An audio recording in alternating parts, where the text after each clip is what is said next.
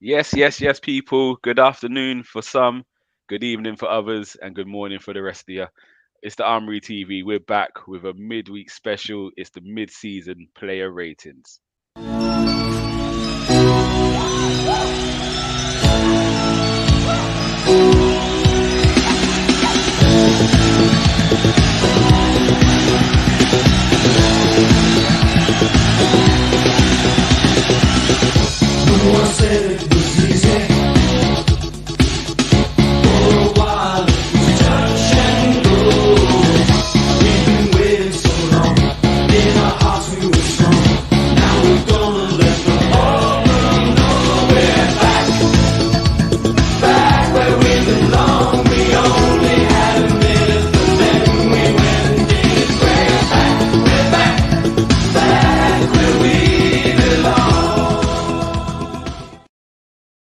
Yes, good afternoon, people. It's the Armoury TV.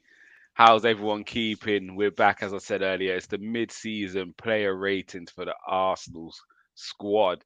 We're only focusing on the Premier League, and we're only going to view the players that have had some impact in the season. So there's a few players who have played a game or two, but we're not going to score them because it's not really fair. So introduce my panel with me today. We have the Silva One. How you keeping, brother? I'm all good, bro. All good. You? Yeah, good man. Still riding the high. Still riding the high. Man. So my YouTube is just being rinsed out. I'll be watching every kind of video. Everything. Yeah. Good, positive, negative, and indifferent. I'm watching it all. But yeah, so all good. Can't complain, man. Yeah. Um, Gunner King, how you keeping, brother? Man, right, bro. I'm doing good, bro. I'm real good, yeah.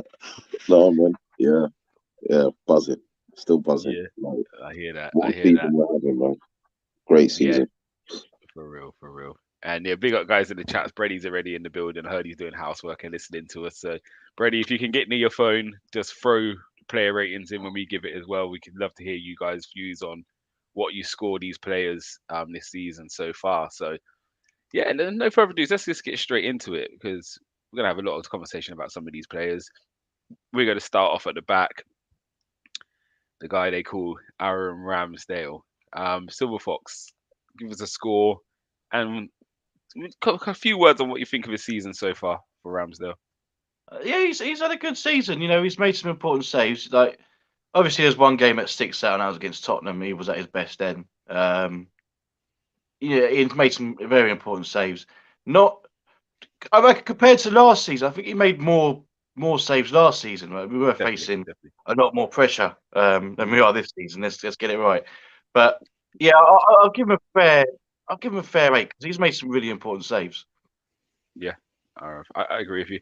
Uh, King, what are you saying for Ramsdale? Yeah, I mean, I was gonna say 7.5, but I'll go with an 8. I think, yeah, his as Tony said, he's not been called upon as much because I think we've gone up a level in how we kind of control games, dictate play and possession. So, but that's actually could be considered harder. Do you know what I mean? Because you're kept cold, and then all of a sudden someone throws you a curveball, and you still got to maintain that focus and that concentration.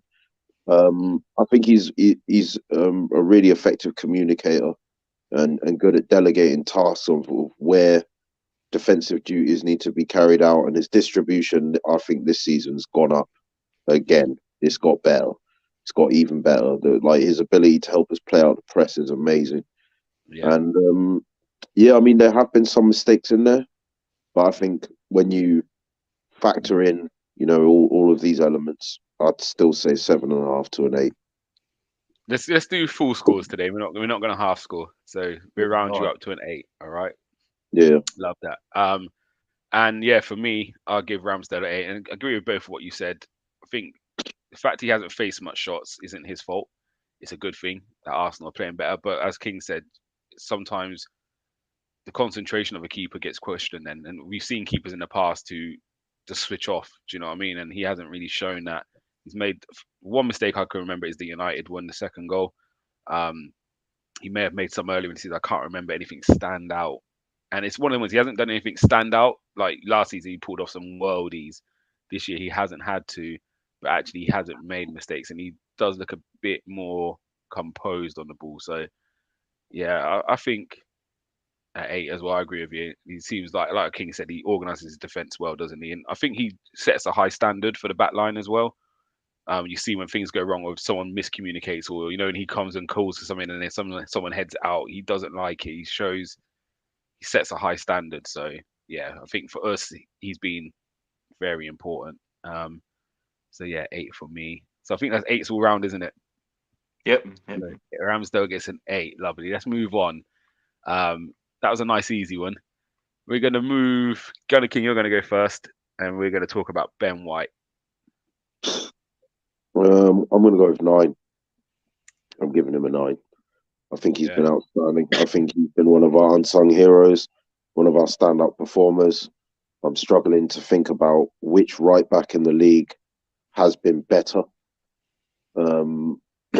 When you consider that our defence has got the second best record in the league, he's inverting to become kind of an auxiliary right-sided centre-back in transition anyway. He's a huge part of that. And he's a big part of our ball progression as well. Carrying the ball, distributing the ball into the midfield to get us on the front foot. He's been immense for this as well. I think that part of his game has improved more as well. And I think he's been outstanding. So I'm giving him a 9. Cool. I'll go with maybe am I being harsh by giving it 8? I think I am. I actually got to agree with you, King. I think again, sometimes there's that recency bias, isn't it? And the last game's kind of in my head, but actually I have to think back to all this season and what he's done, and being able to keep Tomiyasu at that team. I agree with you. I think a 9. He's forced himself into the England setup. Southgate did not want to take him, and he had no choice at the end, even though he didn't use him. But yeah, I think I'm in agreement with King. I'll give a 9. And Silver Fox.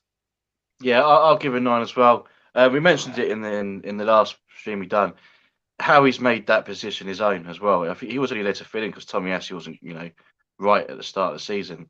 And as you said, he's made that position his own. Arteta's having a hard time to take him out of it. So yeah, you have to give him a 9.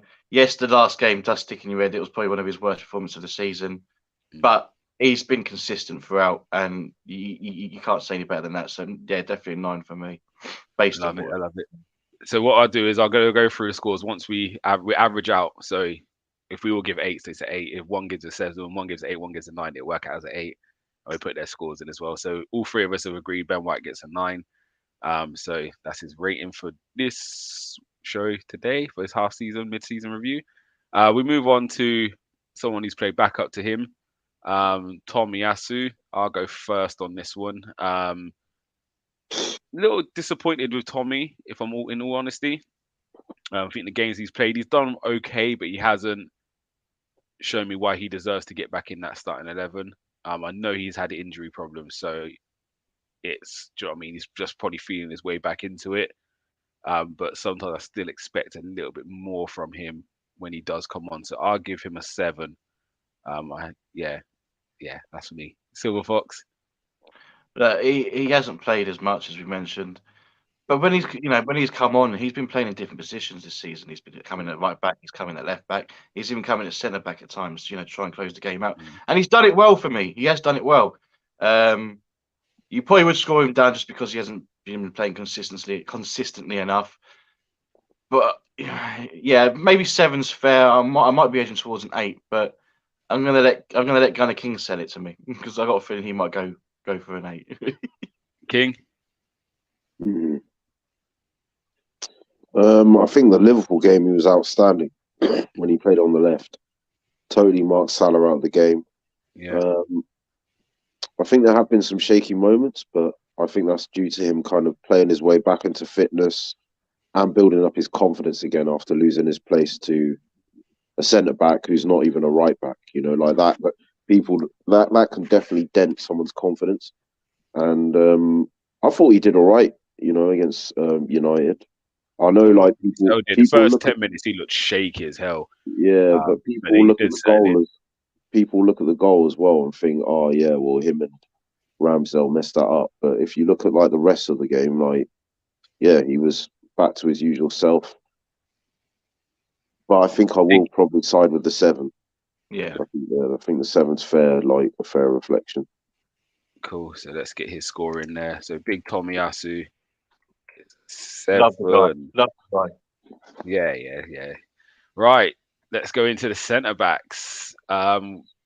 Big William Saliba and Silver Fox. You can go first. We'll just keep going around in a circle. Okay, Works cool, out cool. that way, isn't it? Do you know what? I'd actually give him a 10. Ooh. It's his first full season in the Premier League, and what he's doing. I mean, look, he has to be the centre back of the season. Well, he is for me. It may be biased, but it's just his composure, his calmness, and you know, when you see Saliba at the back, you feel comfortable, don't you, when you watch him. You have no fears, you have no worries. And listen, I know King's sitting there, and I used to be a critic when I was watching him on loan, but I always wanted to I always wanted to look out for his flaws and see how he deals with them. And he's dealt with them, and he's shutting me up. And as a fan, that's what you want. And he's impressed me so much this season. And yeah, he's been one of the standouts. Like he's only 21, and they usually say that centre backs usually peak until about 26, 27, 28, and he's doing that now. So imagine what he's going to be like when he hits that age. It's going to keep getting better and better. And maybe 10's too high, but that's just how I feel. I just feel comfortable when he's at the back. Fair enough. King? I mean, I was going to go with a 9 because I agree with everything that Tony said. I think he's allows us to push our line up a lot higher, just with how adept he is, even when people get behind him with his recovery pace. Really silky on the ball for a defender, really calm and composed. He's got the press resistance of a centre midfielder, which is just nuts. Really good in the air. But I think post the World Cup, Gabriel's been the better of the two. And I think there have been 1 or 2 errors in there, even before the Leicester game with the own goal. And this is nitpicking. I mean, I'm just saying, like, I don't think I could give him a 10 when there have been 1 or 2 mistakes in there. They haven't cost us, and I still think he's been outstanding for us. Maybe over the balance of the whole season, he's been better than Gabriel, although I think it's closer than people think. But yeah, I think I would probably veer towards more a 9. But yeah, I mean, if a 10 was given, I'm not gonna argue too much. Yeah, no, I agree with both of you all said. I'm gonna go over 9. I can't be mad at Silver Fox. I do understand the first season in our defensive record is good. We've If only you give lost us 1 a game all 0.5, I season. would have given 9.5 if I'm honest. 9.5. No, I don't think 10's a bad score. It's hard. We're being not critical because there has been mistakes from Saliba, but you got to expect that from a 21-year-old boy. Do you know what I mean? It's again like I could It's kind just of think in my exciting. head about 4 or 5. There's a couple of own goals. There's a couple of penalties. Do you know what I mean? So there's a few little bits, but it's to be expected. And when you've come from the Mustafis and David Luiz's of this world, like we're being really harsh. You know what I I mean? think his first 4 or 5 games, yeah, that set like the bar for like what I know he's capable of. And I'm not saying there's been a massive drop, but I think, yeah, like I've seen what he's capable of. And I think to get that 10 is going to be where he's kind of just finished off his improvement, But yeah, I've got no complaints with like him being in the side. I actually think he could be a future captain as well. Yeah, 100%, 100%. So I think we're all in agreement. So 10 and 2 9, so we score it at 9. So yeah, it's not. So I think that's a great score. To be honest with you. Season in the Premier League as well. You can't ask for more than that, can you? Yeah, 100%. At that Let's go to his partner. Came in from a lot of criticism from me at the start. To be fair, I was quite on him, and not in a bad way. I just thought there was sometimes he was really quite rash, and he was getting pulled out a lot, which was creating spaces behind him. But since the World Cup, he's been a monster. So Gabriel King, I'll get to James's first. I'll tell you, Brenny said it. He said Saliba was a 9, Gabriel a 9, but Gabriel was 8 before the World Cup, but since then, wow. So yeah, what would you score Gabriel King. 9. Yeah. I'm going with 9 as well. He's played all 39 of our games this season. Do you know what I mean? Like, so for me, the reason why I wouldn't score him down, even though I would argue Saliba's been slightly better, is because Saliba's had a lot more benefit of being rotated out for certain games than Gabriel has. Do you know what I mean? Gabriel's been a constant, so he's having to maintain his fitness and his form whilst playing in all of our games, all of our competitive games. You know, like, and didn't go to the World Cup. I think that did him the world of good to have that rest. But I think, yeah, he's again, yeah. Of course, there have been one or two mistakes in there. You know, the Fulham game where he tried to pass it out, and I think it went straight to Mitrovic and scored. But then he got the winner. He got the match winner. You know, and I think that's been like indicative of how his season's gone.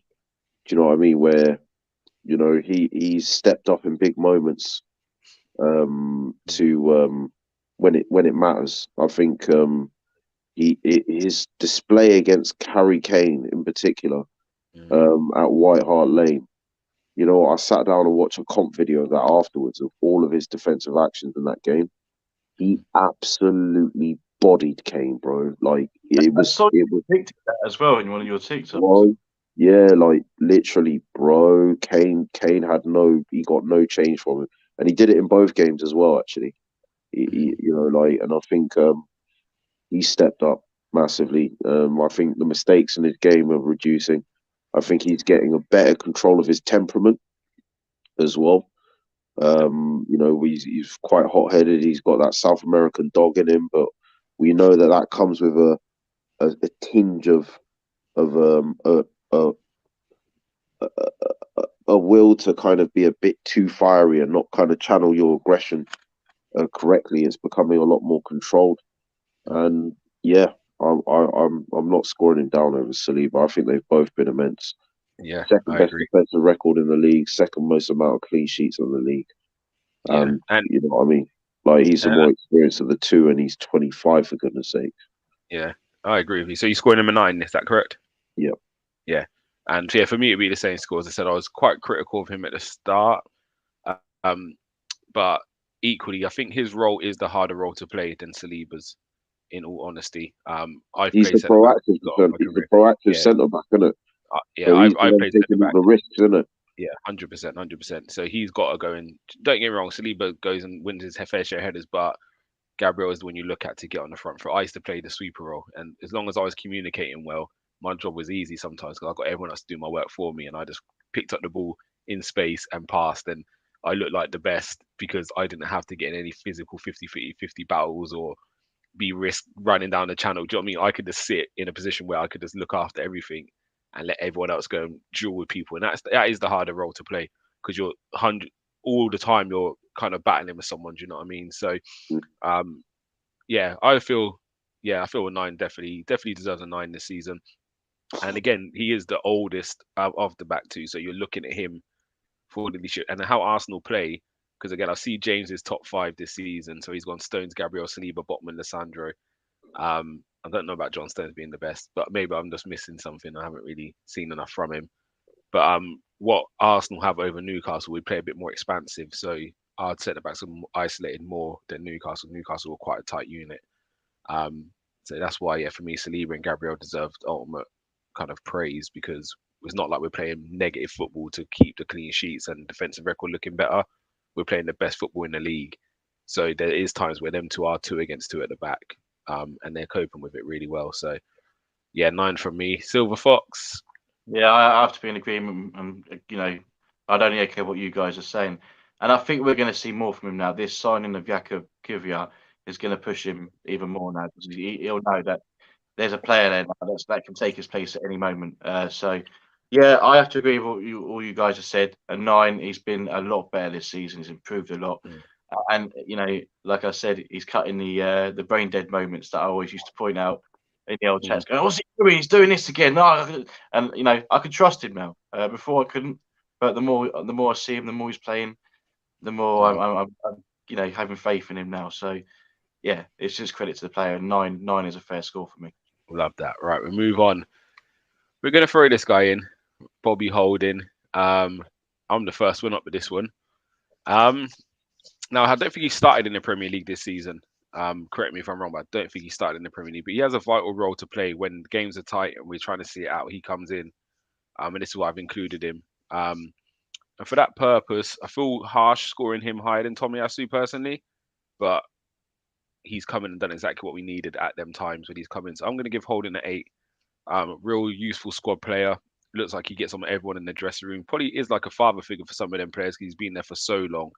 £2 million signing. Who would have thought he would have had the career? And I said earlier, well, a few streams ago, if we do win the league, I couldn't be more happy for anyone than Rob Holding to like his Arsenal career on a whole, the FA Cups he's won.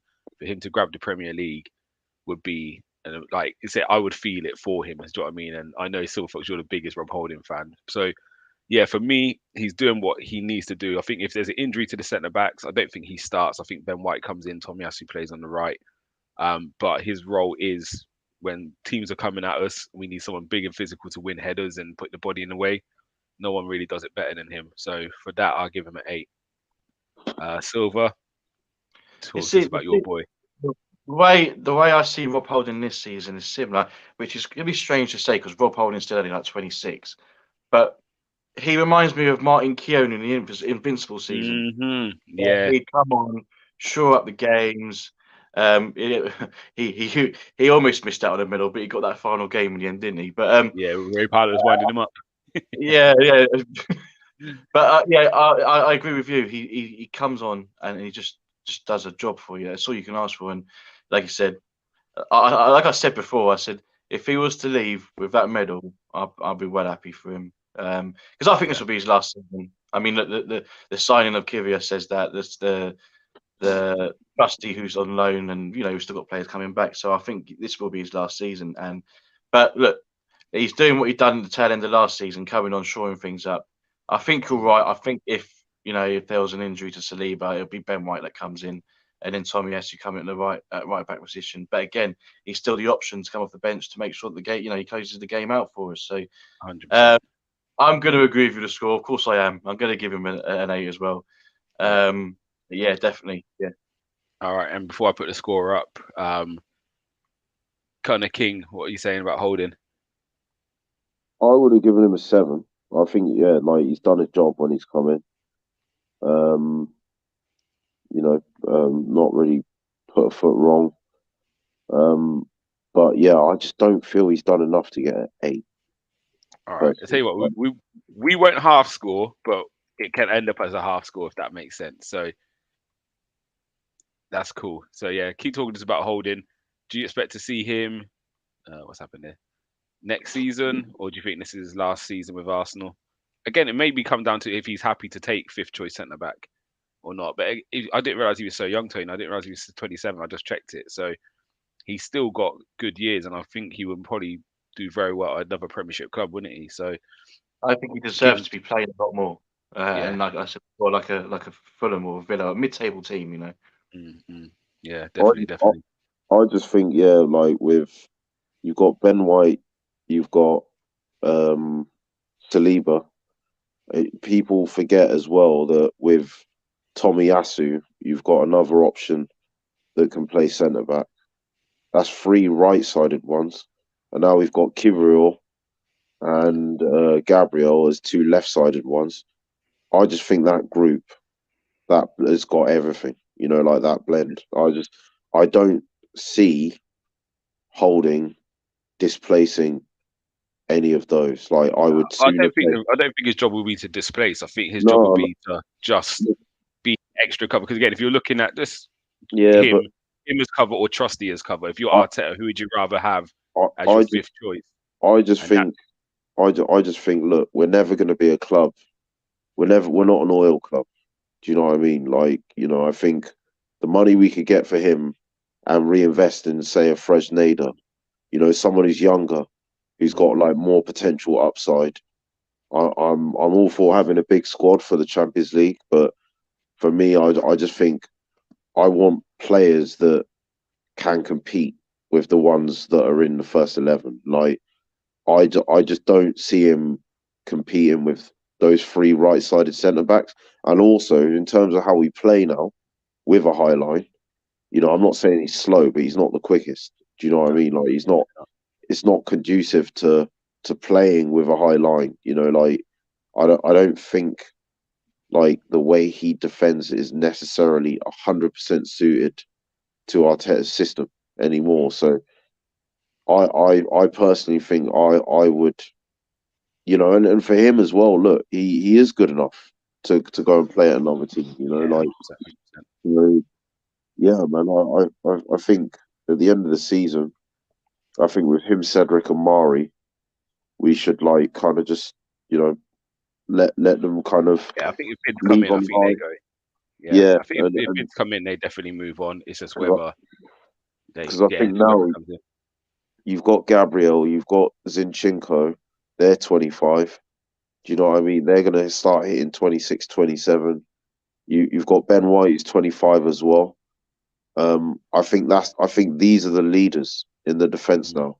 With Saliba emerging as a leader, Ramsdale's what 23, 24 as well. Yeah. I think this group need to grow together and like emerge as the leaders of that defence, and we need to build like a younger core around them. And obviously, Kivior coming in at 22, Saliba being 21, Fresneda being 18. That kind of represents that, innit? And then we just kind of just rotate from there. Just keep the age profiles with that 4 or 5 year difference between the first three leaders that I named: Gabriel, Ben White, Ramsdale, and Zinchenko, because they're all like 24, 25, innit? Yeah, I hear you. Right, we're gonna have to move on because I've just seen the time and we ain't out of defence yet. So we're gonna rattle through these ones a bit quicker. I don't know who started. I started the last one, so Silver Fox, you're starting this one. Alexander Zinchenko, give me a score. Easy 9. I'm not gonna give out 10s now, but easy 9 because he has been an absolute leader, and we were talking about this earlier before the stream. How people like Gary Neville and other people saying he's not a leader, he's not a leader. You're seeing it now. You're seeing it on the pitch. You're seeing it, when the goals were scored, before games, after games. He's that big voice. And I like what he does. I like the way he plays. He can do a job at left back, but it's the way he comes in that, he makes himself as that fourth midfielder. And it's just, well, there's we'll try to do this quickly, but I'm saying like, yeah, he's definitely up there for me. He's been one of our best players, and it just shows how unsung he's been at Man City and how arrogant they've been, and to give us this player. He's the captain of the Ukraine as well, and there's a reason for that. He is a leader, so yeah, I'll give him a 9. He's just been brilliant when he has played. He hasn't played a lot, but I like what I see from on the pitch, off the pitch. He's just been brilliant. He's been brilliant. King, I'd actually give him a 10. I'll be real, because I think the key caveat for me is when he does invert to our midfield. When you're looking at how much time we spend in the opponent's final third, when you're looking at like how we sort of the third man runs he makes into the final third, the control he gives our midfield, the support he gives Thomas Partey, and then breaking back into position, to defend as well from that left back position. Mate, he's everywhere. He's everywhere. I looked at his touch map the other day. I'm seeing touches where he's on the right hand side of midfield, for goodness sake. You know what I mean? Like, I think since the World Cup break, defensively he's got better. I think there was that mistake against United, which led to the goal.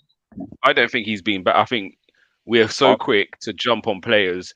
Oh, he's not better than Tilly defensively. No, look at his numbers. He's actually better than Tilly defensively. He intercepts so much more than anybody else on our team. His positional sense is amazing, and that kick couple of yards across, he's unbelievable. So I think people will see one instance where he might get beat. Fullbacks get beat. Do you know what I mean? And they're like, he's not better than Tierney, actually. In the same way when we got Ramsdale last season and Ben White, two players that could play out from the back, you saw our system develop. I think Zinchenko, this signing, has completed our build-up structure. When we go into the 2-3-5 build-up structure, when he comes into midfield, this is what has made us this dominant force. Like Mm-hmm. and I think for that, I think just that being the catalyst to that level of change and that impact. And Tony's right as well in the dressing room. Yeah, I've seen clips of the Man City games as well, where they're letting him do team talks. I've had City fans, Daps as well from Never a Foul, Gene and a couple loads of City fans that I met on TikTok. Yeah, they're like, listen, we're missing that in the midfield right now. And I think Gundogan came out and actually said, I think we're missing some leaders, like some big characters that we've had in previous seasons in the dressing room. And now we got this one. And, and seeing him celebrate, that last minute winner, against United, like kind of epitomised that. So I'll die on this hill. I'll give him a 10. Yeah, I'm with you. I'm going 10, which means we're. Let's change that. Let's move him from a 9. Let's get him on a 10. I think he deserves the 10. Yeah, him on that 10. I think he fully deserves the 10.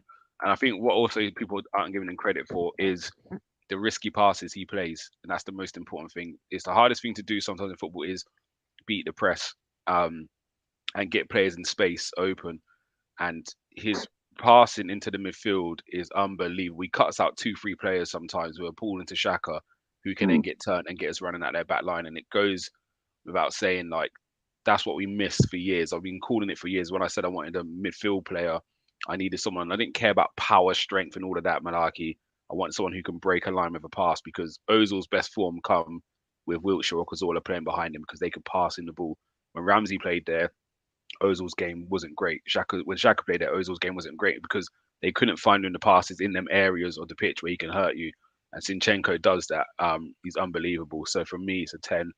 And I think he's been our most important signing this season. We're getting to the next one later. But we're going to keep bouncing. We're going to keep bouncing. Next one we're going to get into is Kieran Tierney. I get this one again. I get the first one again with the ones who I'm not going to score as high. I love Tierney. But I think Zinchenko's been that good. Has made Tierney look bad when he has played. Obviously, can't play the inverted role as much.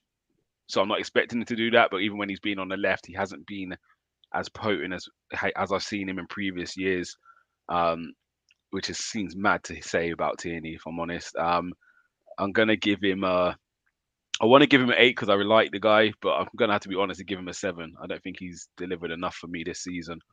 But with that being said, he's still a great player, and we've probably got the 2 best left backs in the Premiership at the moment. Like, if he starts, I'm not really that fussed, but yeah, I've got to give him a 7. Silver Fox, what about yourself for Tierney? Quick fire. I'm agreeing with you.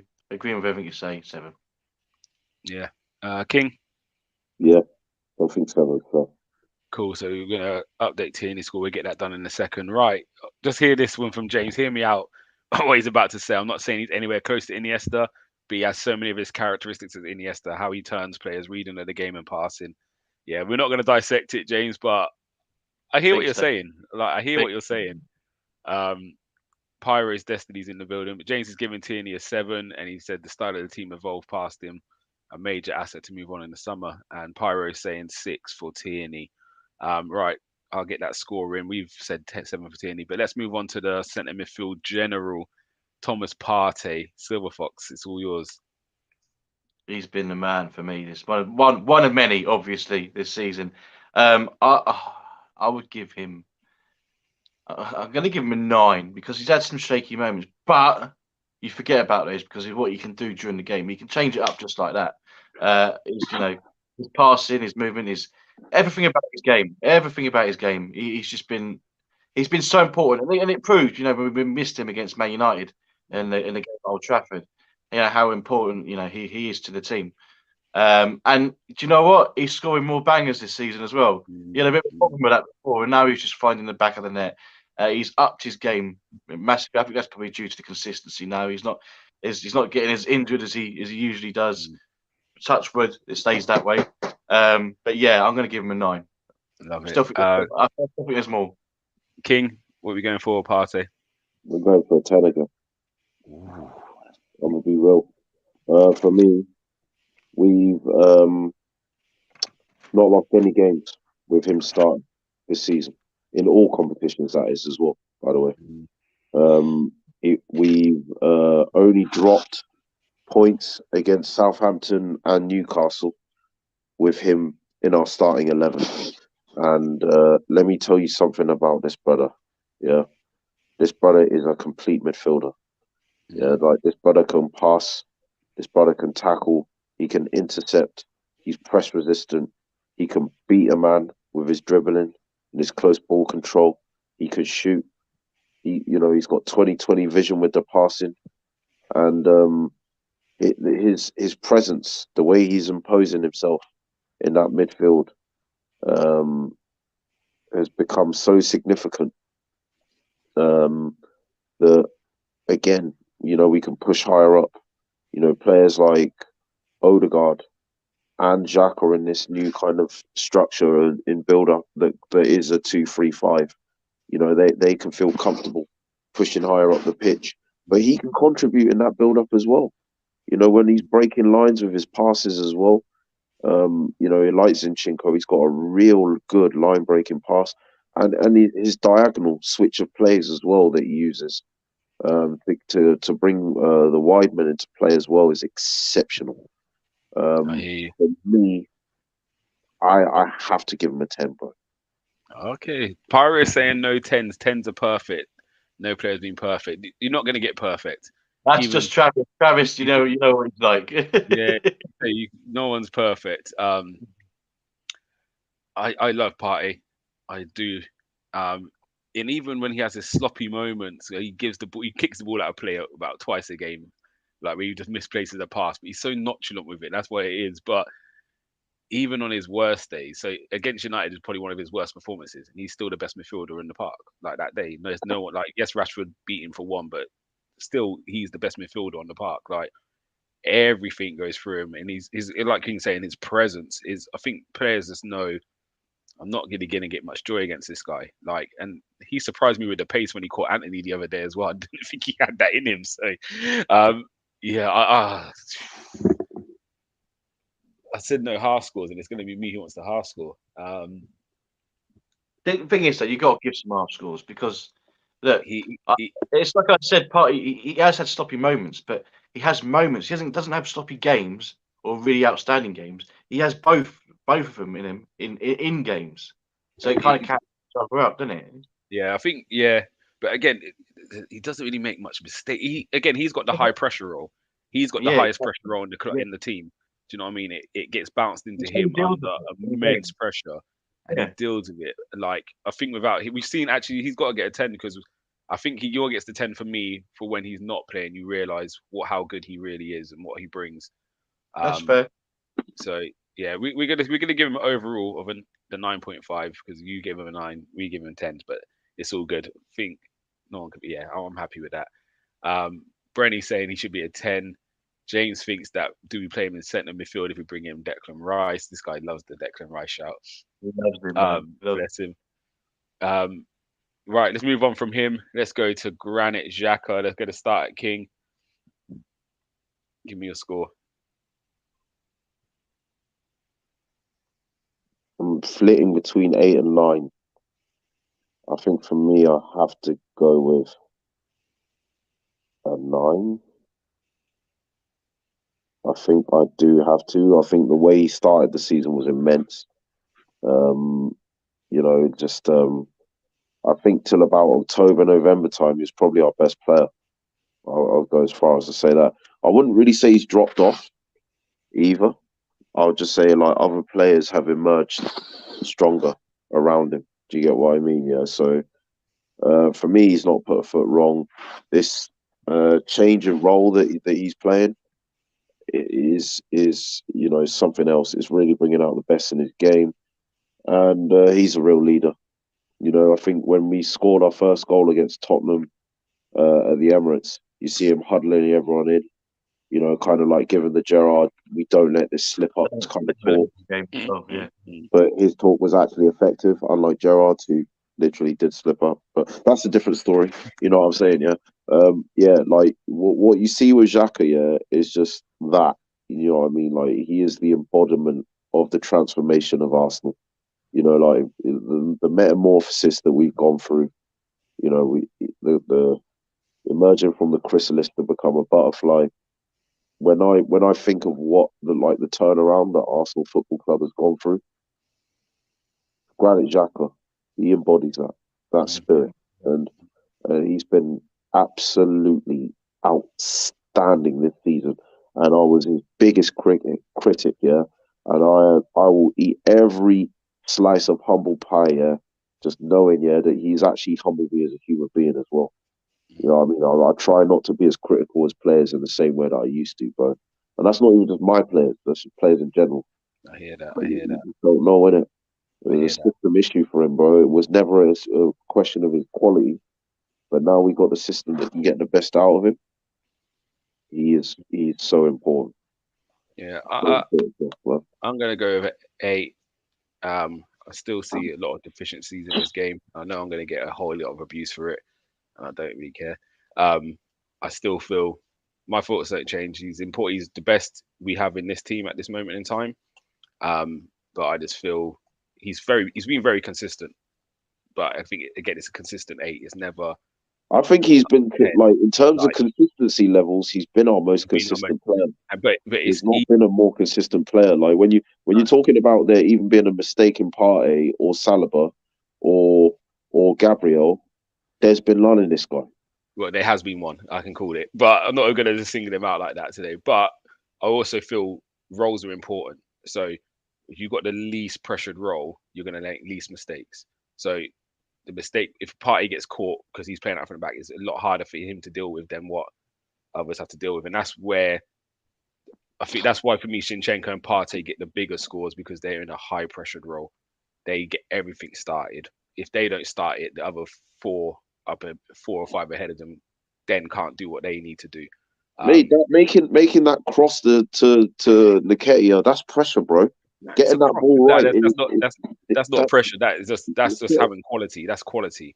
That's not pressure. Pressure is receipt. So the other week with Partey got the ball when he won the ball back in defence, beat 1 or 2 and got us playing out, and we went and scored. That's pressure moments, because if you lose that there, it's a goal, or they've got an opportunity to score. You're in your own box. That to me is pressure.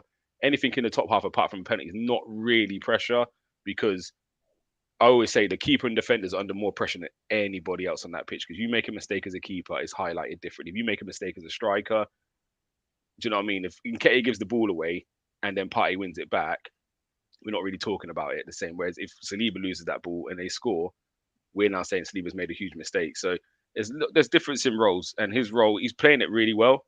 But I just don't feel he's been consistent. Again, every game's been a consistent 8 for me. So that's why he scores at 8. He's been really consistent. But I feel you can drop someone else in that position. We don't lose as much as if you take out Partey and Zinchenko. And that's just my thoughts on it. But his performance this season definitely gets an 8 for me. Silva? 9. Gets a 9 for me. And listen, we said it in the last stream. We are seeing the Granit Xhaka that we hoped we signed when we did from Borussia Mönchengladbach. And the Granit Xhaka we see for Switzerland. I'm not seeing no 0.5s Gums on this one. This is a 9. Because it was playing with Partey. Partey had 2 10s and a 9, and he got a 9.5. No, I know. That's what we've been doing. That's what we've been doing. So I've given him 8, Bro, you've given him 9. So he gets 8.5. 2 to 1. That's how it is. So then I have to move Partey up to a 10. No. Okay, so hold on. Let me move Partey back up to a 10 then. It's a 9, bro. Everyone knows that that's a big thing about Xhaka. If you see our WhatsApp conversations, you'd know. No, but I know. But what we've done previously, Silverfox, is Partey got 2 10s and a 9. So I gave him a 9.5. But I'll bring him up. Granny's giving him a 9 as well. It's all good. All right. So anyway, listen, Xhaka has been. He's been one of the stories. Well, there's been many stories in his Arsenal team, but he has been the story. You know, listen, I was as much as you were. Like, you know, when he threw that captain's armband through the shirt, I wanted him gone. I didn't care about that. I wanted him gone. But I didn't care about that. My thing is his performances. That was more important to me than his performances have been up there. He has been. He's been good. He's been good. He has been one of the best midfielders, not just for Arsenal, but for in the Premier League as well. I'm not saying he gets into any top 6 number 8 in the league this season. I said it. Yeah. No, I agree.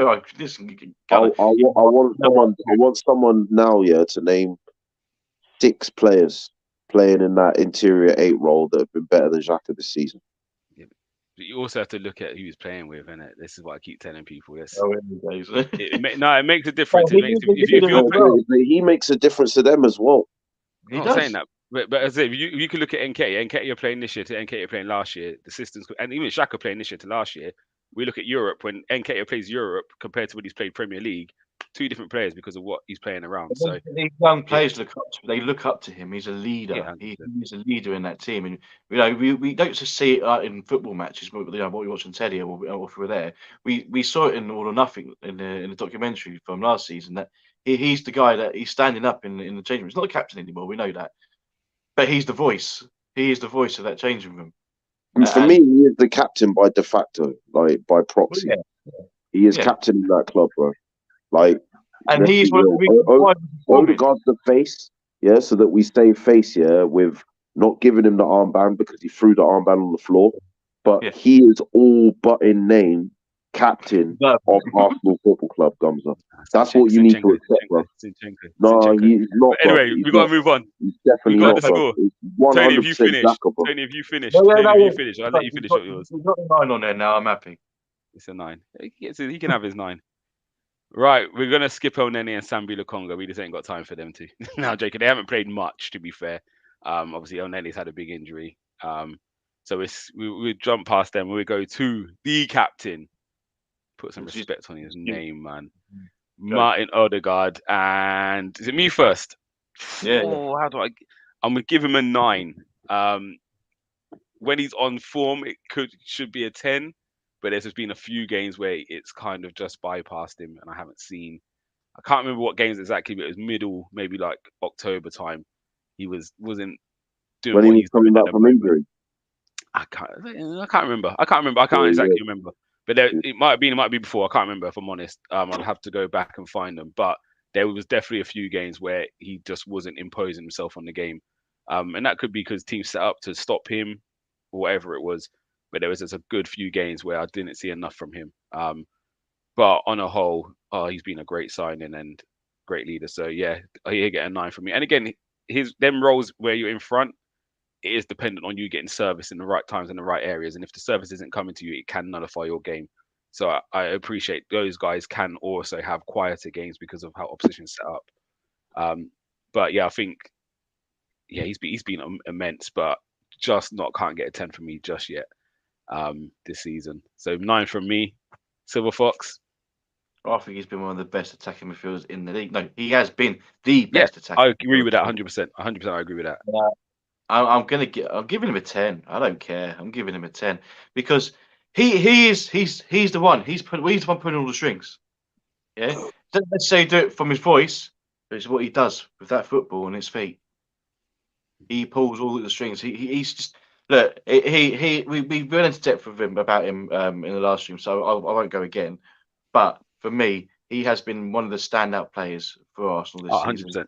100%. He is one of the reasons why our attack is as good as it is, and why one of the reasons why we're top of the league. I've had Spurs and Man United fans. I don't take this away. I'm going to give him a 10.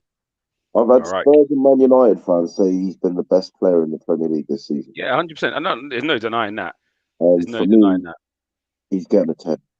And again, I think in terms of to add to what Tony's saying, it's what he does when we don't have the ball. Yeah. This guy is covering 12, 13 kilometers per matches when our press is at its most effective, is when we are strangling people outside their own area. As in they regain the ball and by the time they've barely taken 2 touches outside their own area, and this mofo is on you. Bam! I'm taking that ball back. Yeah. And it means Partey and Xhaka ain't having to do it as much. And listen, you know what? The nonsense I've been hearing about this guy, he doesn't turn up in big games. Yeah. Liverpool, we hadn't beaten them in 6 games. We hadn't even scored a goal against them. And he crafts the assist for the first goal, and the pass is so measured that Martinelli doesn't even need to take a touch, rude boy. Yeah. He just needs to run onto it and slot it. The quality of this brother, the Man United game, the Tottenham game, the big games, He's been there this season, so I don't get where this narrative comes from that you don't turn up in big games, bro. It's starting to annoy me. Do you get what I'm saying? Yeah, this guy, bro, this guy, he's not scoring enough goals. Look what he's doing this season. yeah, that's what I was about to say. Goals. Yeah, He's added that's a what lot I'm of saying. goals. You know what people say? People are saying, "Oh yeah, he doesn't shoot enough." Have you noticed he's purposely shooting more now? He's shooting more now. He's like, you know what? I want to silence these critics and show them I can get goals. Look at that goal against Tottenham. Look at that goal against Tottenham. Yeah, we ain't gone there and won for a long time. Yeah, and 1-0 up. We've been 1-0 up a few times at White Hart Lane. Yeah, and capitulated. Yeah, that second goal that killed their spirit, bro. That killed their spirit. Yeah, deaded their talk. Yeah, bottom corner outside the box. Yeah, this guy apparently doesn't shoot enough, doesn't turn enough in big games enough. Yeah, I'll just bury two birds with one stone. Yeah, with one shot. He's getting a 10, bruv. Yeah, and it's funny you go against Tottenham. Odin, bruv. That goal against Tottenham, he had a shot before, just minutes before, didn't he? Yeah, Laurie saved it. Yeah, Laurie saved it. Like last season, he would have taken another shot, would he? But he's just the confidence this guy's showing as well. He's unreal. Yeah, I'm not angry at this one. Odegaard gets a 10, then we scored him a 10. Rowan Thomas agrees with us, Odegaard for a 10. Right, let's move on. As I said, the time's running short, and we've got to get into these guys. Let's go to the left flank first. Gabriel Martinelli. Who went first last time? It was me, wasn't it? So Silver Fox, it's you, Martinelli. He's a funny one for me. I've got to be honest. Because there are games where he's just been electric, and there's some games that he's actually been quite quiet. But he is impactful on that left-hand side. You know, he makes the right runs. You know, he cuts in at the right times. Okay, sometimes the final delivery hasn't been great. The finishing hasn't been that great at times, but he's still doing the job. And I think now we've got Trossard in now. That's going to push him now. That's definitely going to push him. But to score him for now, I'm not. I'm going to be too harsh on him. I will give him an 8. I was thinking about a 7, but I think I'm nitpicking a bit too much because that's that recency bias. I think that's what that is as well. The thing is, I know what he's capable of, and when he executes, he executes. But you know, when I want more, and I know there's more in there. Yeah, I'll give him.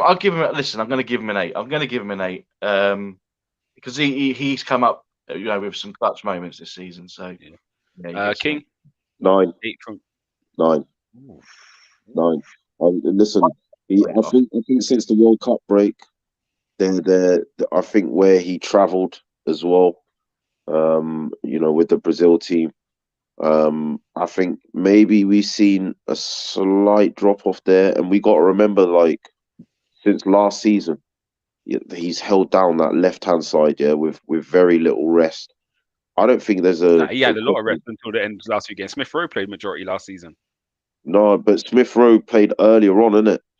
And then, I'm not giving that. That's Saka. No, wait. Hear me out, bro. At 21, you should not be playing as many games as Saka and Martinelli are playing. You shouldn't. You should be getting more rest. Yeah, I'm talking about full 90s. Yeah, so at least you're playing one game a week last week. Bro, like, why do you interrupt me, bro? Because if you're talking minutes, you're playing 90 minutes a week. It's not that much. No. Not that much. Because what you should be doing, is you should be at least coming off for the last 20 or 30, and a hit game here, there, or everywhere, But because we haven't had the quality on the bench, where Arteta feels confident in taking him out for those last 20, 30 minutes, he's not really been doing that. There was a large period. Smith was playing. No, listen, I've seen Rooney carry teams for 17, 18, 19 years old. Different players are different, bro. Rooney's physical stature as a 16-year-old was like a friggin' 19, 20-year-old. Yeah. So Martinelli has come back from a cruciate ligament injury. Yeah. And what happened was ESR got injured. The only way he got into that team was ESR got injured. And then his form dictated that ESR weren't getting that place back. And if you notice in the back end of last season, Arteta was very, very, very hesitant, even in the last 10, 15 minutes of games, to bring ESR on. Yeah. So what I'm saying is he's gone from one extreme to the other, and then he's come into this season and he's been the main starter, yeah, where for large periods he's had to do the same thing. Yeah, then he's gone to the World Cup. I'm just saying it's all a bit of a jump for him, and it's too much of a jump. But if you look at what he's done this season, 7 goals, 3 assists, I think he's got. Yeah, if you look at even when he's not scoring or getting assists, yeah, whoever the fullback is that he's lining up against is terrorized. They are terrorized. He is running at them. He is putting the fear of God in them. Yeah, there's never a game, even in a bad game, when I watch him and think he has not given that fullback zero pause for thought. He's given them hell, bruv, in every game, bruv. Even that Man United game. Do you know what I mean? Like, so for me, I just think people are running away with this narrative that he's dipping and all this a bit too much for my liking, bro. And like it is the recency of things, as you were saying, Gumsa, yeah. But for me, this season he has been exceptional. Yeah, as far as I'm concerned, yeah. Rashford and Martinelli have been the two best left-sided attacking players in the Prem this season, even with the recency of a slight dip in form. Don't care. And I personally, I'll put him ahead of Rashford. Yeah, because people will look at goals and assists and say Rashford's better.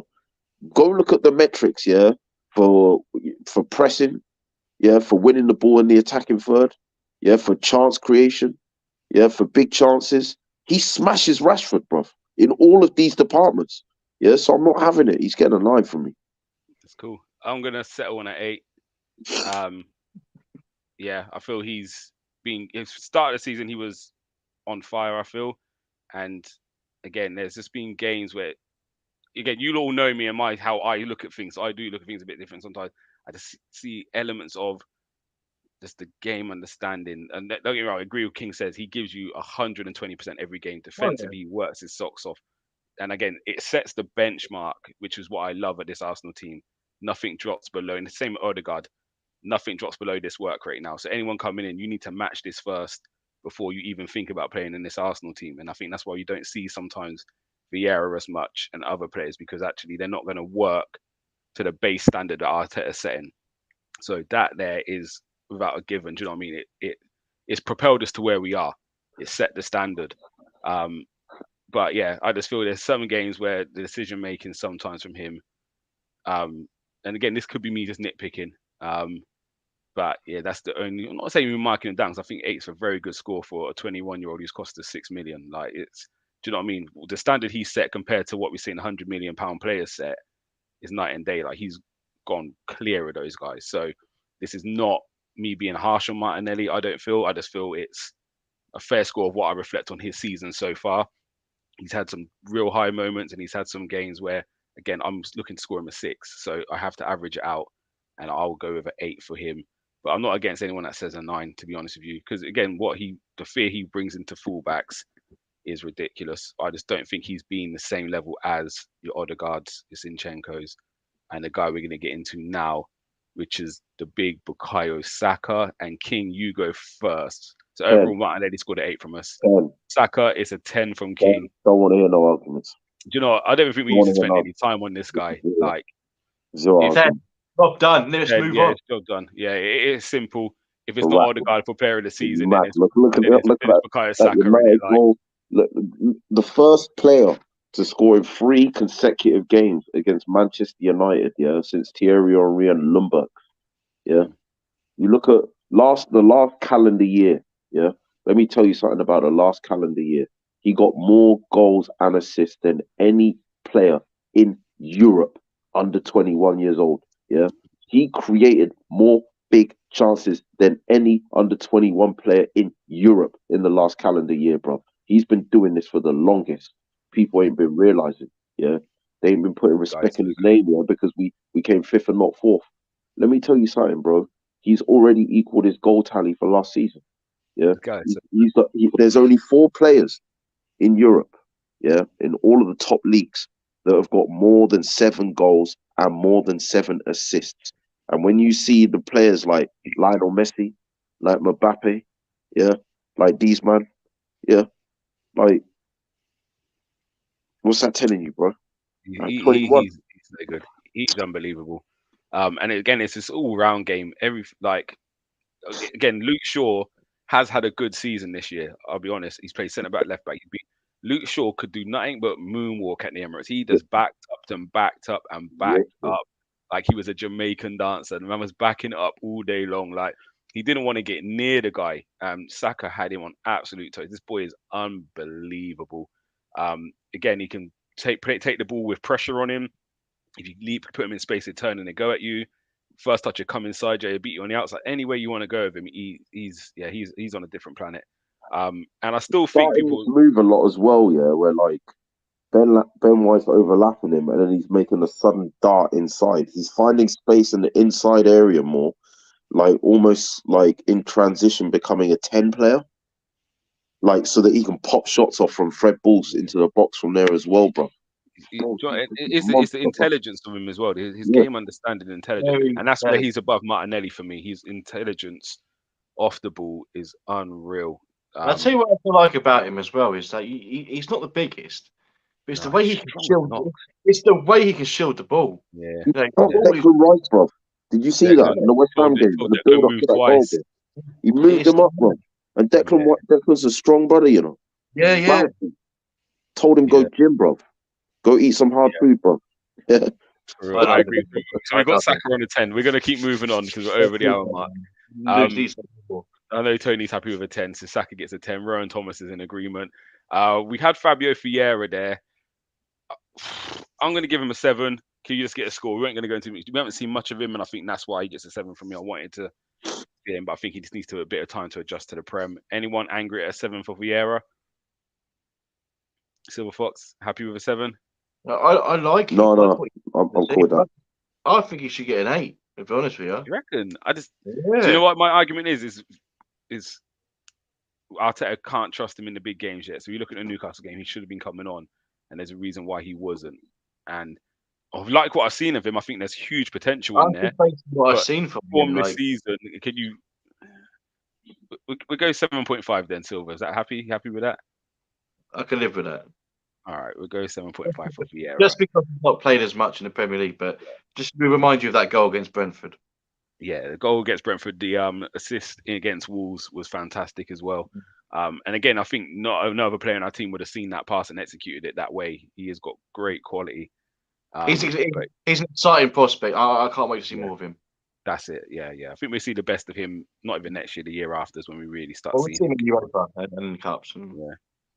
All right, let's go into the main two. There's been a big debate about on a moment about these two we're going to go into. I don't like it, but Jesus, the main striker. So just seeing Brenny score for Saka was a 10 and for Vieira as a 7. Jesus, who started last time? Was it you, King? give I it to did me. Saka, Saka. yeah. Do you know? You didn't really get to speak about Saka much because we just both all gave 10. So Jesus, give us a score on Jesus, his If he season so didn't, far. if he didn't get injured, I'd have given him a 10 as well. I'm only marking him down I because don't mark him down on the injury. You can't well, do that to the guy. then I'll give him a 10. Fair enough. As far as I'm concerned, yeah, like if you look at like our build-up structure, you know, he's dropping deep to receive the ball. He's also dropping deep to pull players out of position to create space for Martinelli and Saka to run into. Liverpool fans compared Nunes to Haaland, thought we've lost this debate, so we'll try it with Jesus. I was like, don't take the piss, you know. Don't take the piss, you know. Yeah. Right. Don't try and use goals here to come and try and listen. Like for me, Jesus, profile wise, reminds me of Firmino. Yeah, at Liverpool. When in the early success days of Klopp, yeah, like this guy is dropping deep. He's receiving the ball. Also, when you lose the ball, he's pressing. We won the ball against Chelsea 16 times in the opponent's half, and I think he won it like 4 times in their half. Do you know what I'm saying? Yeah. So what he's doing in the press is immense. His dribbling quality, his passing. You know, people will talk about but he could score more, and some of his chances he could be more clinical in front of goal. But for me, our attack overall has become dramatically more potent with him in our side. Also, the reason why I'm saying with a 10 is because in the dressing room, I think Martinelli and Saka, I think seeing their significant improvement in quality is because they now have a leader in the attacking third. Do you know what I mean? I feel like we've now got a leader in our defence, midfield, and attack. You know, like Lacazette was a leader, yeah, fair enough. But I mean, like, this guy's a leader that also has output. You know what I mean? Like, and I think, look, 5 goals, 6 assists in 20 appearances. Um, Sancho's only got one less in 52 appearances for United. You I'm know, not like, even, I'm not pitting my players against them, man. There, listen, I'm like not even comparing my man to them, the man, impact boy. of the impact of this guy for me has been, you know, we can say Haaland's been a better signing in terms of output, in terms of goals, in terms of like the obvious, but Haaland's not taken a team from Fifth fifth to first. to first. Yeah. Yeah. And for me, when you look at Jesus and Zinchenko, that is literally what they've done. Mm. Okay, I don't mind it. I'm gonna come in with I'm gonna give him a 9. I echo everything King's saying, and I don't grade him on his goals. However, I have to grade him on the missed chances. And so for that, that's why he's going to get marked down. So if he's not getting any chances because he's coming deep, starting to play Martinelli and Saka getting everything, fine with that. You still get a man of the match performance, or you get a 10 or whatever it is. But it's the ones where he needs to finish them because they have fallen to him and he hasn't. And that's why I'll give him a 9. But he's definitely improved our attack, his all-round game. There could be an argument maybe Martinelli's form's dipped because Jesus has gone out, because it's probably coincided. Um, where Saka Yeah. and Nketiah may have a better working relationship. I'm not going to say it is or it's not. Time will tell, but there could be a little. You never know. Do you know what I mean? We all have players you enjoy playing with and brings out the best in you. So potentially that for me, his impact has been massive. Um, and like you're saying, he's been a major reason why we've gone from fifth to first. And again, it was just a catalyst, wasn't it? It was just that spark we was lacking from game one, where you see him beat 2 or 3 players, and then just it was unbelievable what he was doing. So his goals I'm not really fussed about. It's more the misses where we sort of Nketiah. He had 3 chances against United and scored 2, and that was the difference in that game. So for me, he'll get a 9. And Silver Fox, give me No, your score. I know you didn't want points, but Go on. 8.5. The Ooh. same reasons that you've given for marking him down, and I think we need. I want to see more goals from him because I know he's capable of it. I've seen it. But look, like I said, he's not had as many games as we wanted him to have because of the injury from the World Cup. But there's a reason why. There's another reason why. We're going to go into that in a minute. But 8.5 for me. All right. So I'm going to round it up to a 9 because you give it 8.5. King gave a 10. I gave a 9. So we might as well sit in between us. 9.25 it would be, but we're still on a 9. So it comes to the last man, Eddie. And I'm going to be controversial here. And it's not because I'm an Eddie fan, but I feel if we're going on ratings for this season, and this is not me saying he's a better player than Jesus, but I actually have to give him a 10 for what he's come in and done in these 6, 7 games he's played since he's come in as the main striker. The games off the bench, I don't think he had much time in them games. We were already winning. So I'm not really going to. He didn't really get chances. Actually, I was impressed when he comes to the bench because he was running things into the channels. He was killing time. He was getting us corners up the pitch. He was making a big impact coming off the bench, but he wasn't scoring. The pressure he was under after the World Cup to come into this 11 and hit the ground running, and he's scored, I think, 7 and 7 in the Premier League. I think since he's in starts. For me, we haven't lost as much on the ball. I think his hold up play has been very good. He's played again United 2 World Cup winning centre backs, and he controlled that game up front. Got hold of the ball, brought players in. Um, Against Newcastle again, very good performance. So for me, I think for the pressure he was under, I can't not really give him a 10. I feel he's been unbelievable, and I think the biggest credit that you can pay him is people are now saying, does Jesus come back into the starting 11 when he's fit? And I'm not gonna get into that. We can do that on another show. But the fact that that question's being asked is showing you how well he's doing, because he's involved in the football match, but he's also finishing. And them chances that Jesus maybe was missing earlier, he seems to be finishing. And again, not trying to compare the two, I think Jesus is an overall much better footballer than Nketiah. But the drop off everyone thought that would have come, Nketiah coming into the team, actually hasn't happened. We're probably scoring more goals now, and it's not like he's scoring everything. It's still getting shared around, but do you know what I mean? Games where we were struggling, look at Fulham, Southampton was winning by 1. We're now hitting 4 against Brighton. We're now scoring 3 against West Ham. Like, it seems to be, we're flowing. So yeah, I'll give him a 10, just because of, I can only mark him on the 7 games he's played in, really, and a couple of sub appearances. And for me, for them games, he's been amazing for us. Silver Fox, Nketiah. Your defense is in trouble. Listen.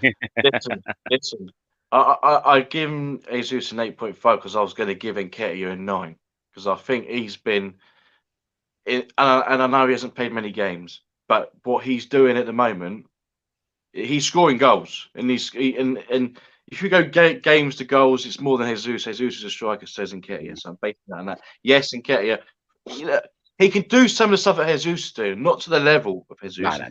He needs to work on that for me, but he's doing it, and he's always he's chasing the defender down. He's running at you. You know, he's trying to force mistakes from the defenders as well, which I love seeing. And yeah, like the goals, like Fox in the box kind of thing. Like, you know, the last minute winner against Man United. He had a shot just before that as well that could have easily gone in.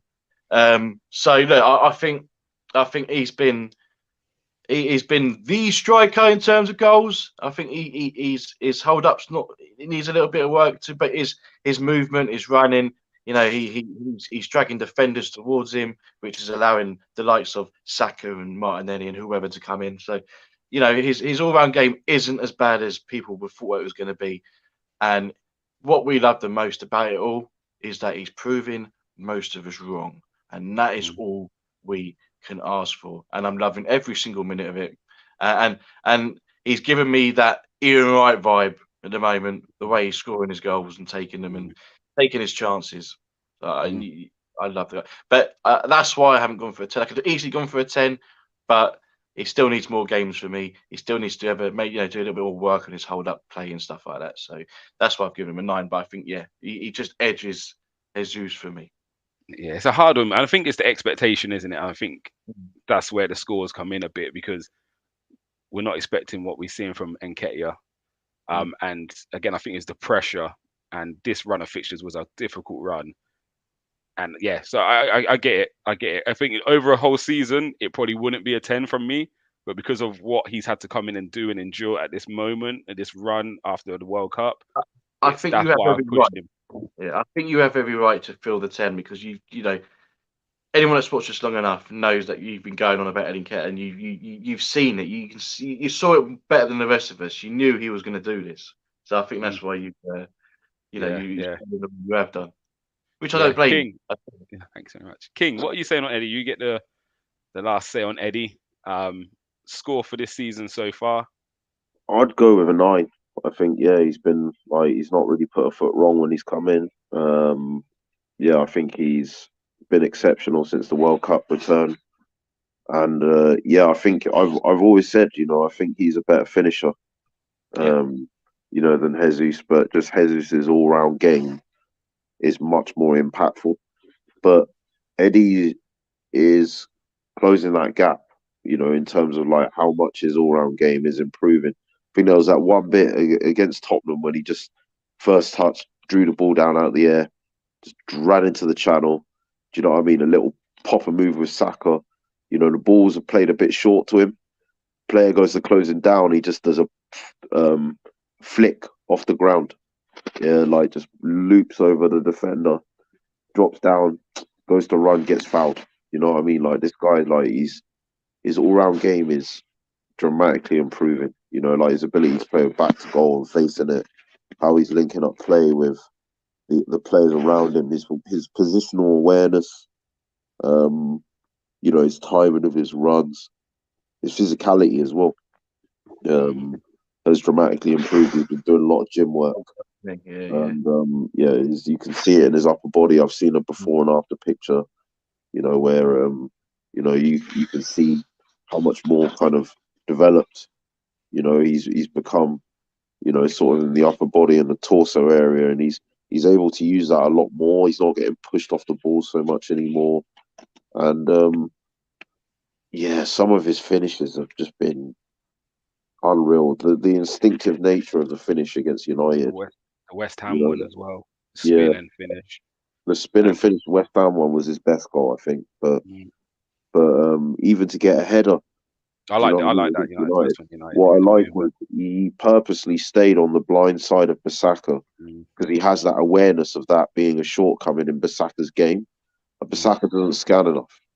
Do you know what I mean? Like, and he just knows, that's obviously been coached into him. Get on the blind side of him. He's doing what the coach is telling him, and he's executing. And he's mm. blindsided him. Bissaka's much taller than him, much stronger than him physically, and he's able to get on the other side of him and get an easy header on goal to keep composed in that moment as well.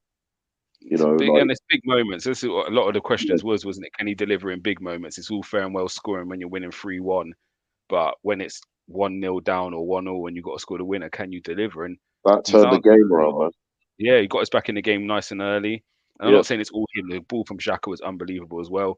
Mm. Um, but it's just everything's clicking at the right time, isn't it? And I think it's in reflection to the player ratings.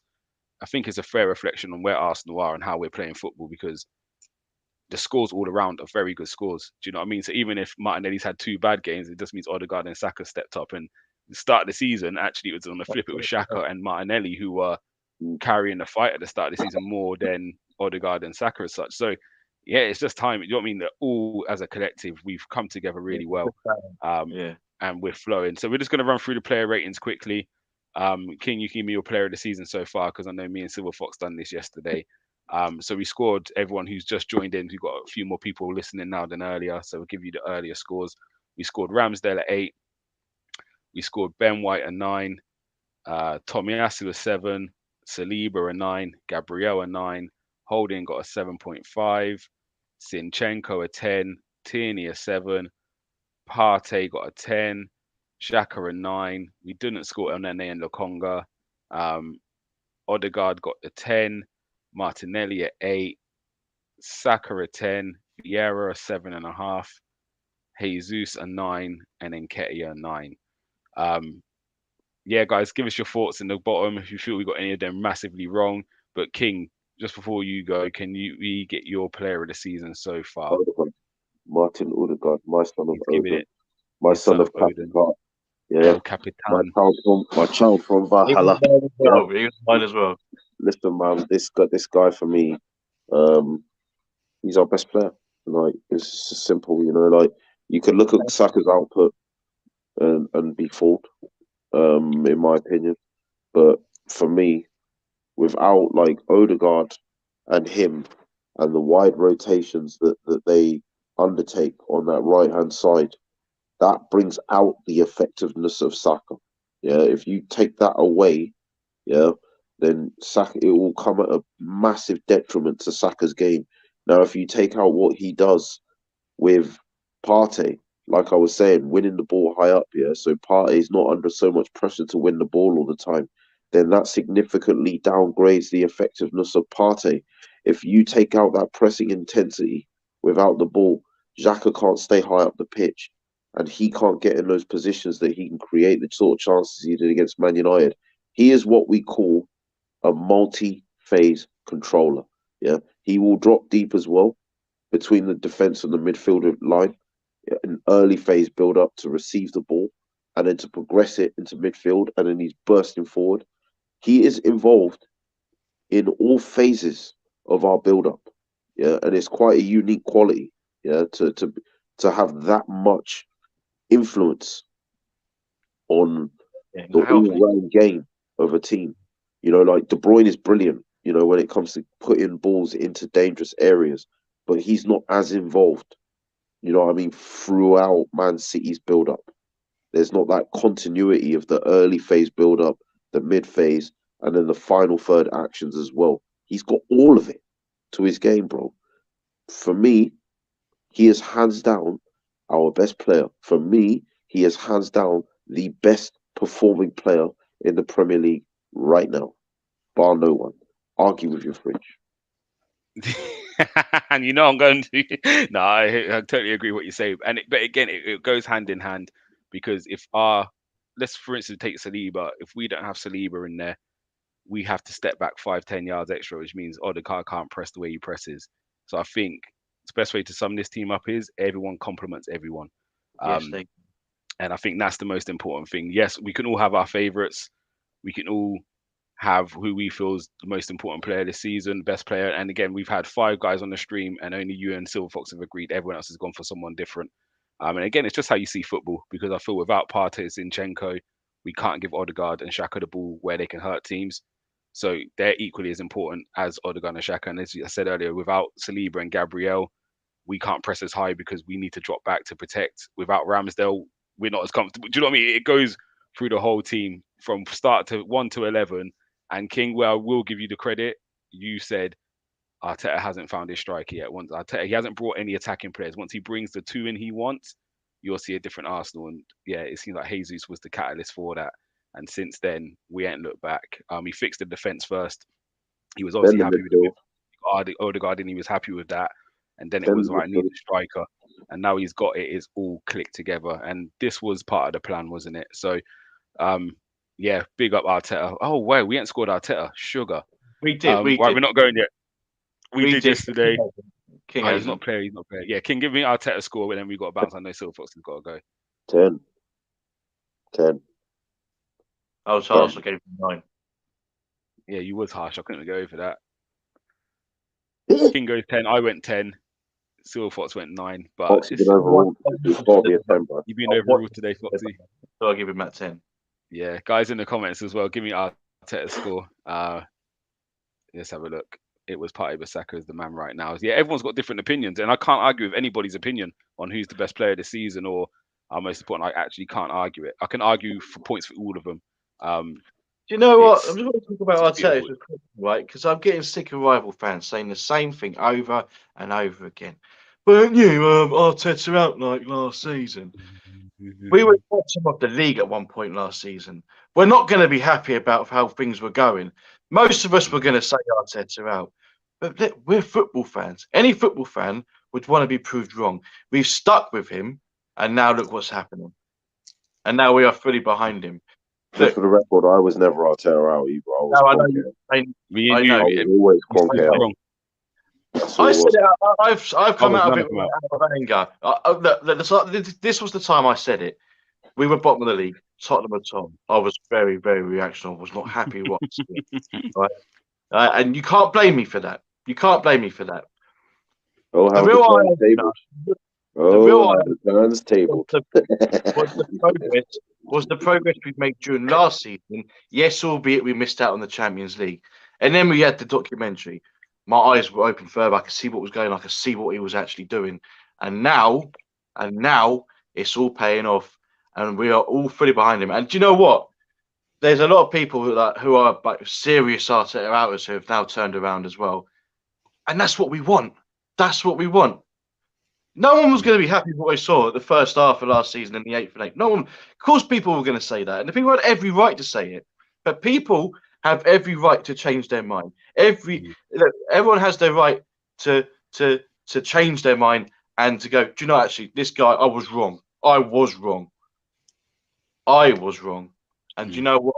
I'm eating humble pie. And do you know what? It tastes good. No. And this humble pie is the best humble pie I've ever eaten at the top of the table. So eat that. I agree with you on that one. Ross is saying, no, Tony, once you have an opinion, you must never change your mind. A bit of sarcasm, but it is true. And my reason for Arteta to stay wasn't because of I was happy with what he was doing on the pitch. Nothing to do with that. My reason why I wanted Arteta to stay because I had enough of these players. Gunnar King saying he was Kroenke out, I was Bellerin out. That was me. And it was a case of I want these players gone. And under Arteta, he's clearing the decks. But the thing another manager may have come in and got a bounce, and we end up keeping some of them players who are not good enough. So my thing was keep Arteta because Arteta is going to clear the decks and we can rebuild. I said it from the start. Arteta might not be the man to take us to where we are now, but he's going to lead the squad in a better position than he found it. And that was my reason for Arteta staying in. So it wasn't even because I could see we were going to do this. I couldn't see us challenging for the league even the next season. But what my thing was, I wanted rid of the Louises, I wanted rid of Bellerin, I wanted rid of. Do you know what I mean? William might have been gone by them. Aubameyang, Lacazette. I wanted all them. I love that Aubameyang, Lacazette, but I wanted them all gone to start The, again, rebuild the, the team, the and thing, that was the thing for me, the reason why I was never Arteta out was because Emery had to wait 2 seasons to get the significant sort of investment that he needed to be able to overhaul the squad properly. But also Yeah, remember as well, he was only a and head coach, he wasn't a manager. Arteta had to do the same thing. Do you know what I mean? Yeah. But what Arteta was more effective at than Emery was clearing the decks, as you said. Yeah. For me, the real change that we needed to see was from the top level, and we've seen that, and I've been proven right. And I'm not trying to claim no stripes or nothing here, right? The season before last, Chelsea won the Champions League. West Ham finished above us, in addition to Spurs, and we tried to get into the Super League. We all protested, we all rioted because also on top of that, for many seasons you weren't seeing significant investment, and it's not just the fact that the Kroenkes have now invested, yeah, in Arteta financially. They've invested in this club.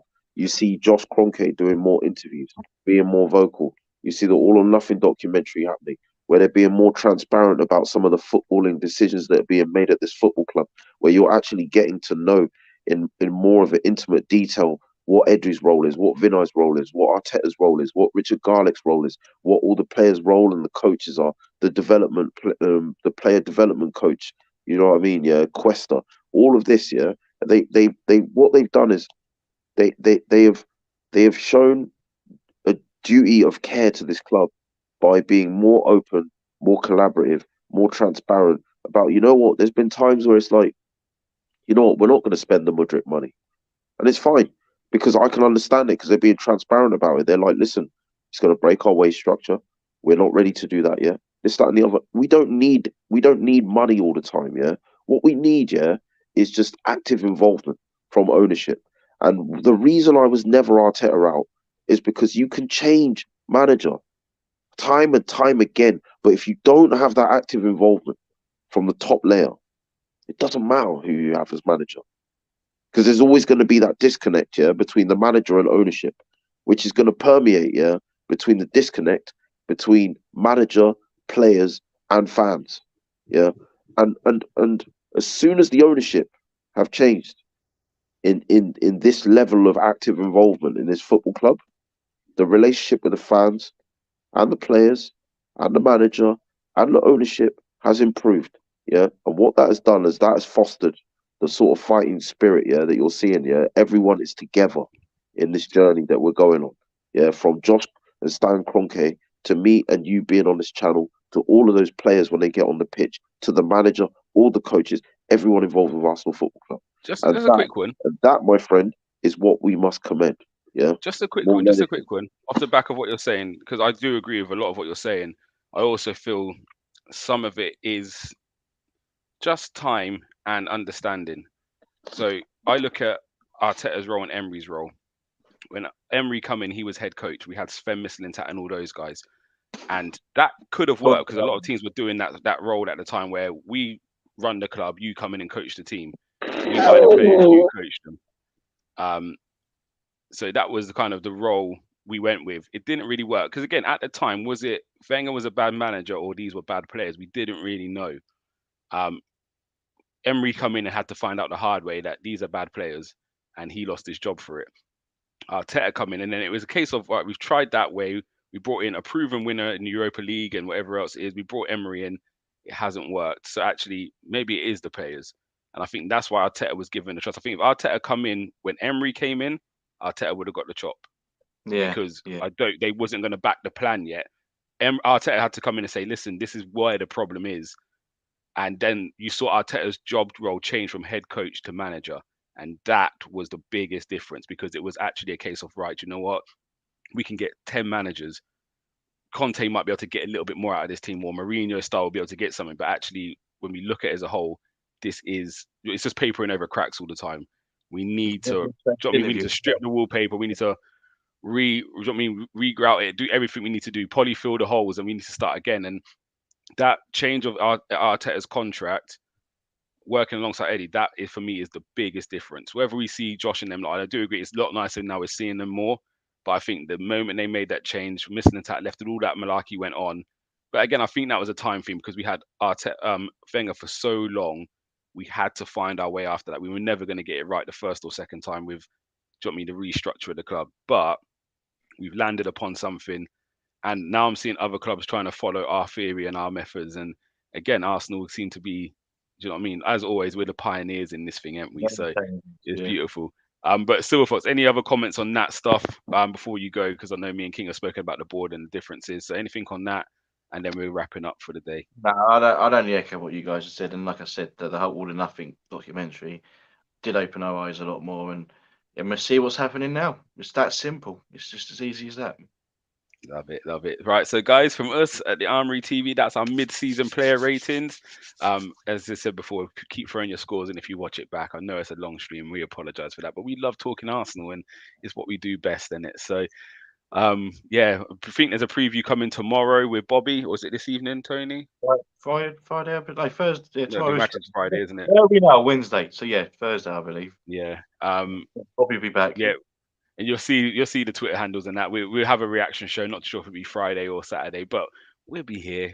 We're loving life. Let's hope Arsenal can go over and get one over on City again in the FA Cup. We seem to do pretty well against them in the FA Cup, actually, compared to the league of late. So we all know which one we prefer, the FA Cup game or the league game. Yeah, but we're not going to talk on that just now. But guys, for us, we out of here. Thank you very much, and it's all love.